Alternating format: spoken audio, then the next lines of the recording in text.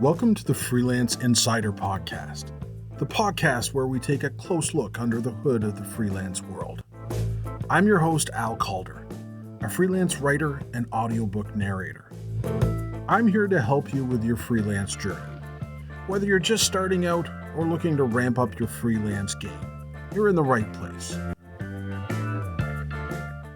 All right, let's dive into freelancing again today, but we're not talking about the basic stuff. You folks listening already know the gig economy is exploding. You're here because you want to know how to manage clients and manage their expectations.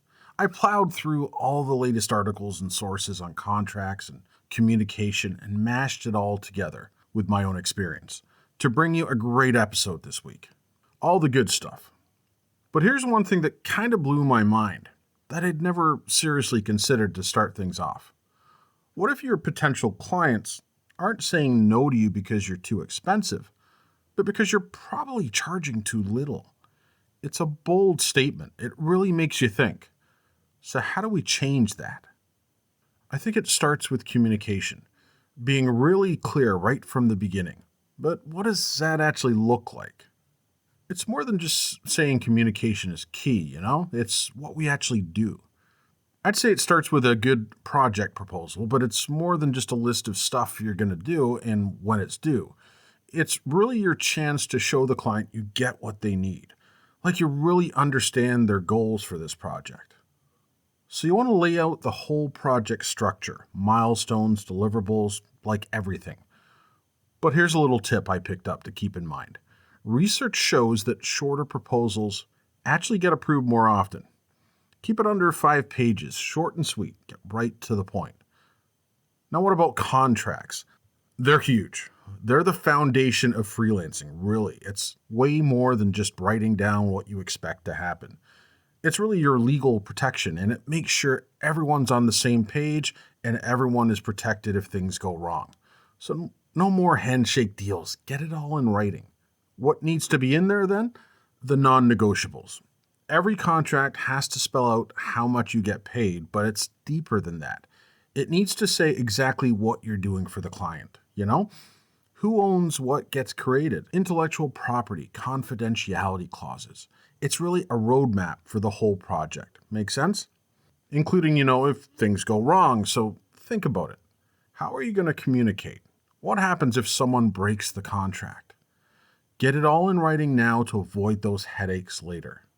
So at the beginning part of a project, when you're figuring all this stuff out, it's super important for making sure everything goes smoothly. You may have heard the phrase underpromise and overdeliver. Well, it's definitely true. Why is this such a good strategy for freelancers, especially when we're thinking about managing clients and their expectations? I think it's because you're not just managing the project, you're also managing how the client sees the project. People just naturally get more excited when you go above and beyond than if you just do what you said you would. Plus, if you're realistic from the beginning, it helps you avoid burnout and what's known as scope creep.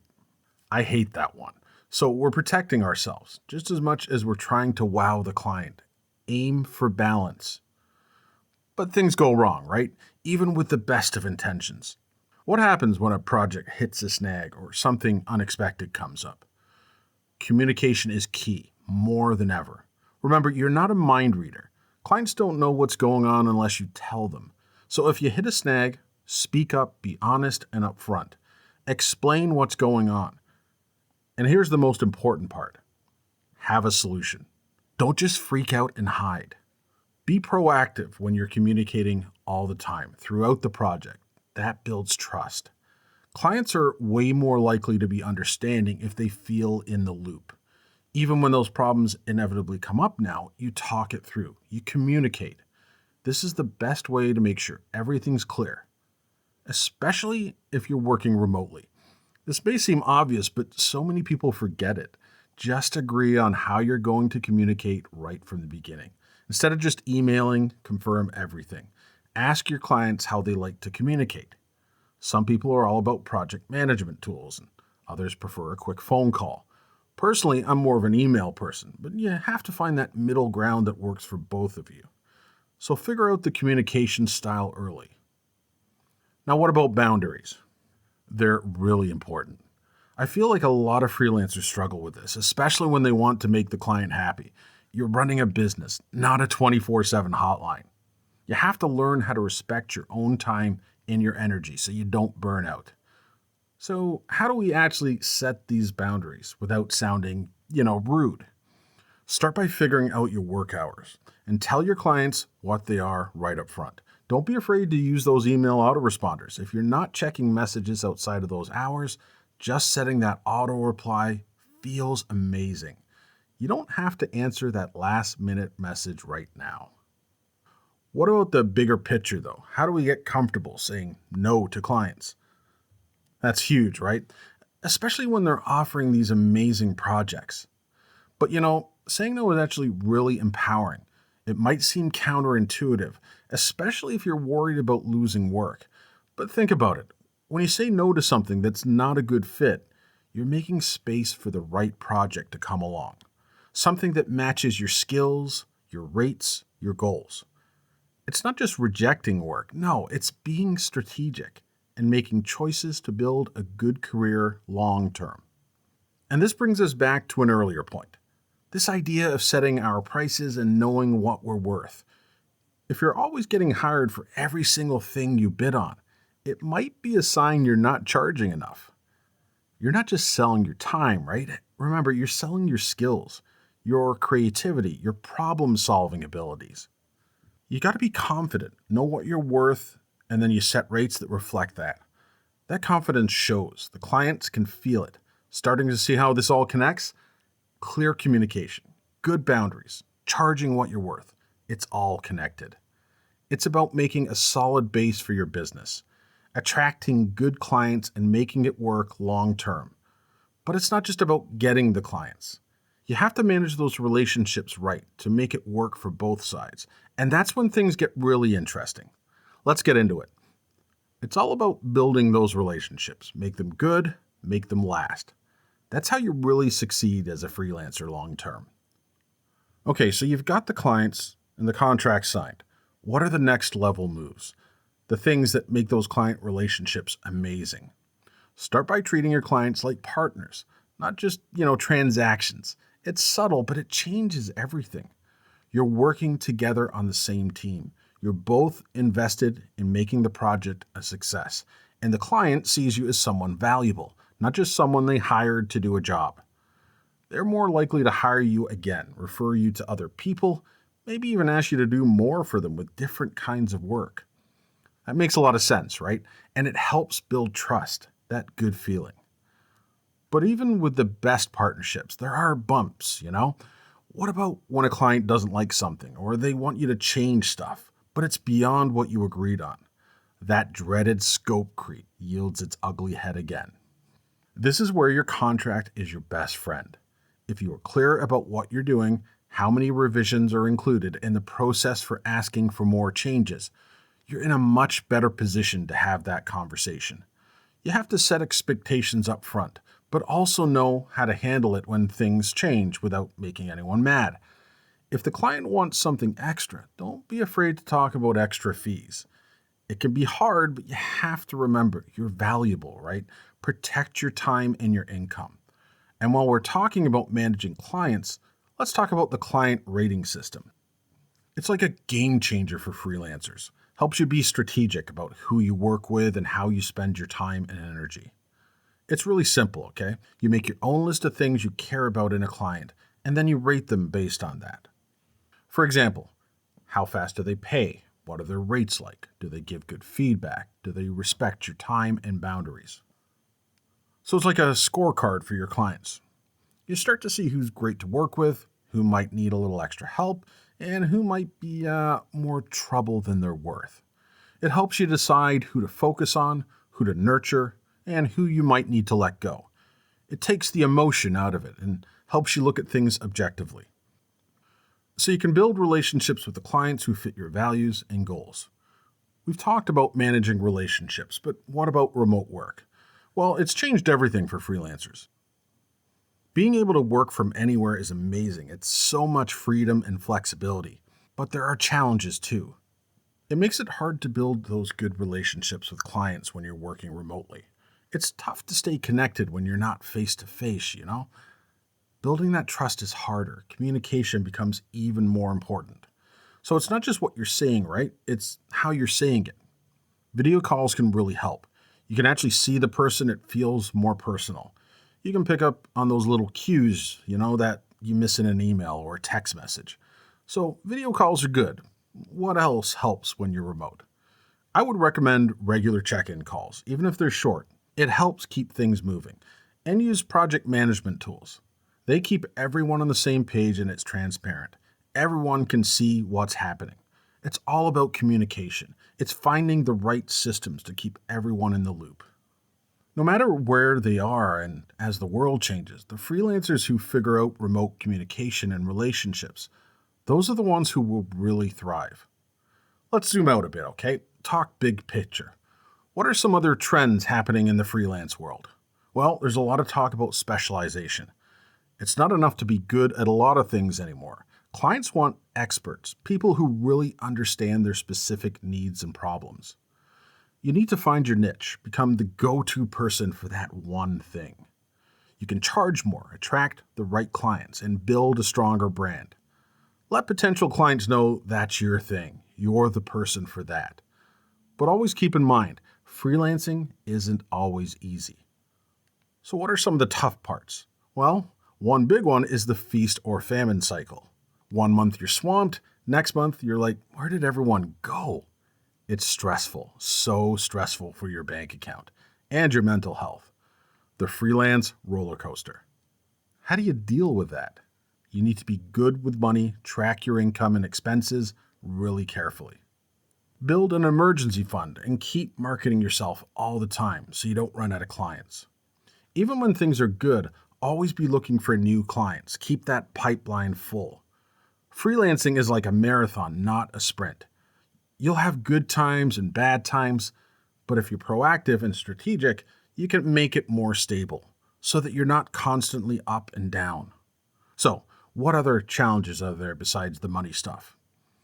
Isolation can be tough, especially if you work remotely. You don't see people all day, right?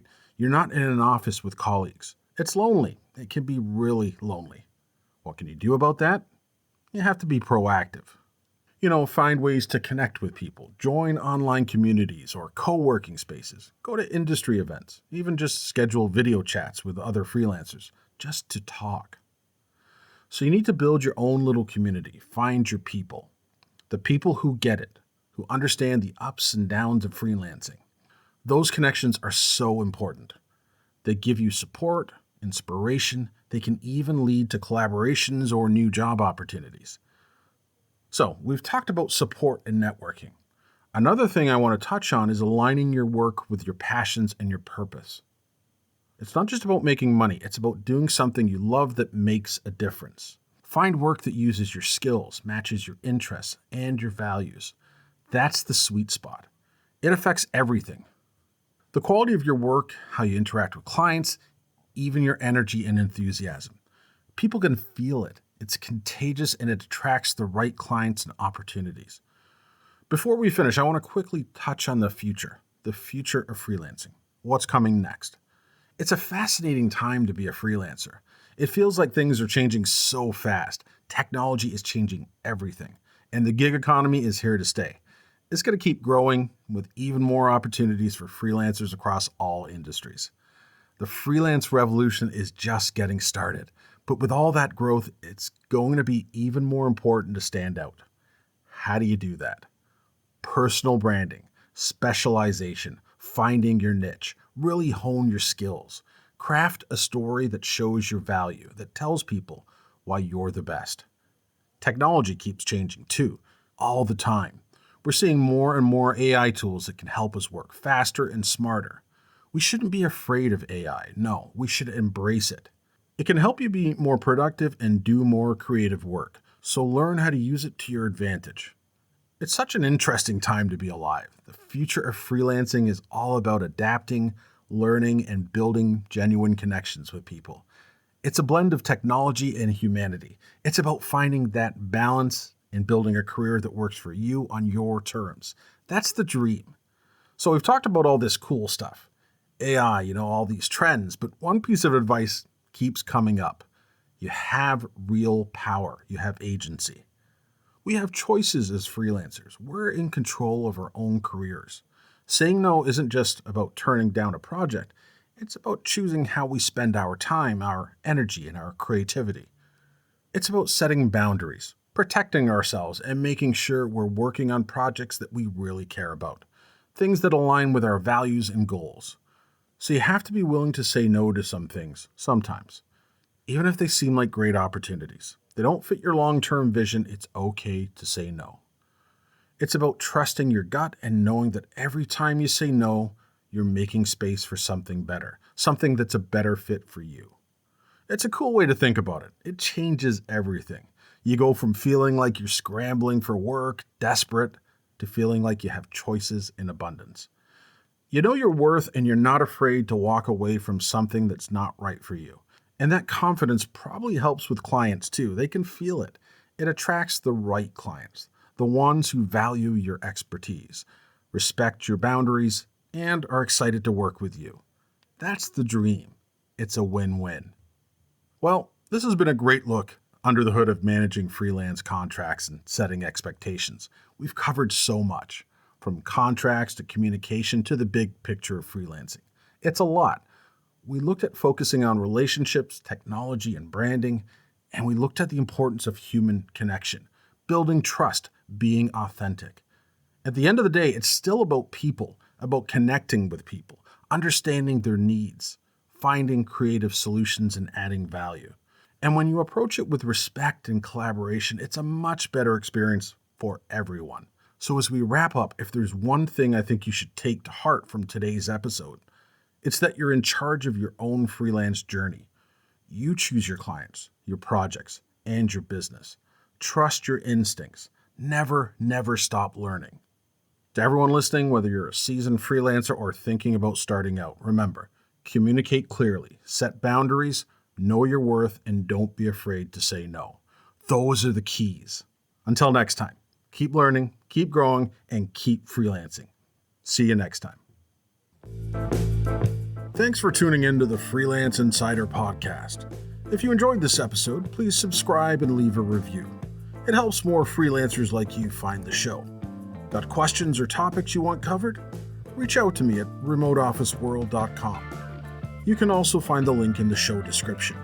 Until next time, keep on freelancing your way to freedom.